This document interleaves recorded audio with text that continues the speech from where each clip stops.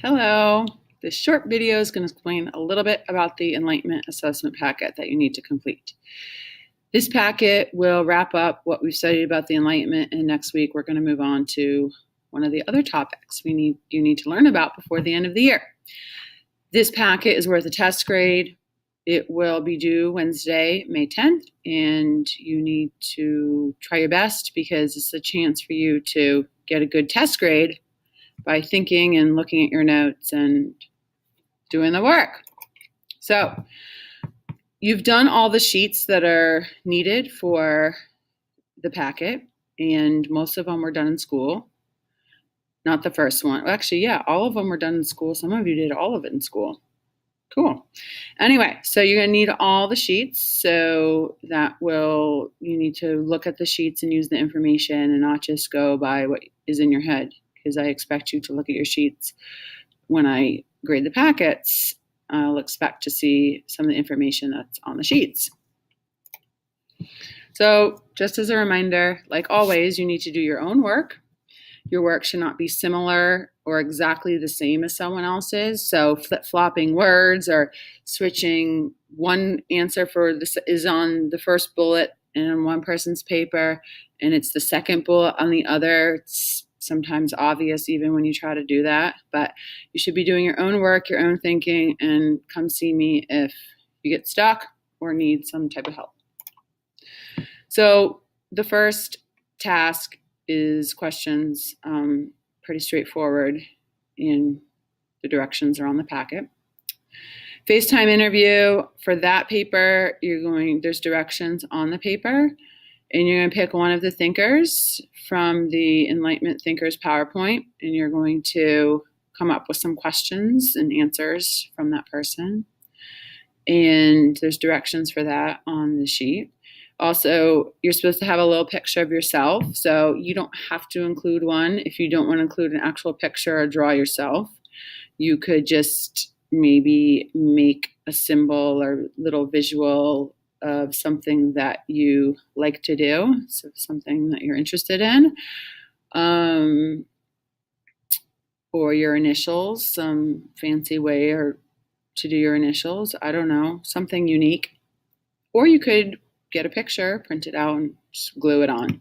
Once you pick your thinker, your teacher will have, your F-block teacher, I-block, will have some of these guys cut up. So you can ask that teacher for one of the heads, and you're going to trim the head, trim the piece of paper, keep the name though, and put it on the FaceTime sheet. And if your teacher runs out of, let's say, John Locke, then you could send someone to get extra faces from me, because I don't know who's going to pick which thinker. And so I'm only going to give each teacher a few slips of these guys. I have all 5 guys cut up, I only held up 2 of them. Evidence wanted, there's a graphic organizer you're going to fill out, and there's a focus question that is right here. So when you look at the sheets you've done on the Enlightenment, you're not going to find this question with the answers on it. You have to think about what the question is asking and look at your papers for evidence and examples that support the question. So the question is asking, how does the Enlightenment demonstrate or show a shift from relying on the church and government for authority to a focus on individuals? So you want to, there were several places that individuals started to be valued more than they had been before during the Enlightenment, and the Roots of the Enlightenment sheet has some examples. The other thing is, if you want to look at some of what the thinkers thought, if you want to look at some of their ideas, you'll see that most of them thought that power shouldn't just lie with one person. So while it does talk about branches of the government, which doesn't include the ordinary people, you are spreading out power from one person, or you're giving power to the government as opposed to the church. And it is going from like single authorities to more people. So you want to look for examples for that. And individual rights that were stressed or mentioned, those are facts that would be good evidence for this question.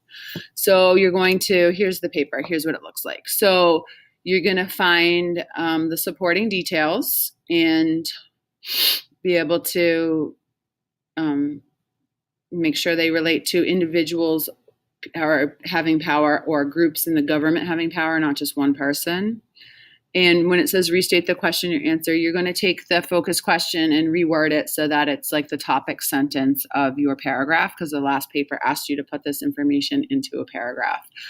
Also, on the paragraph, your concluding sentence should not be exactly the same as the introduction. Most of you don't do this, but sometimes people do, and I don't want exactly the same statement. So I think that's it.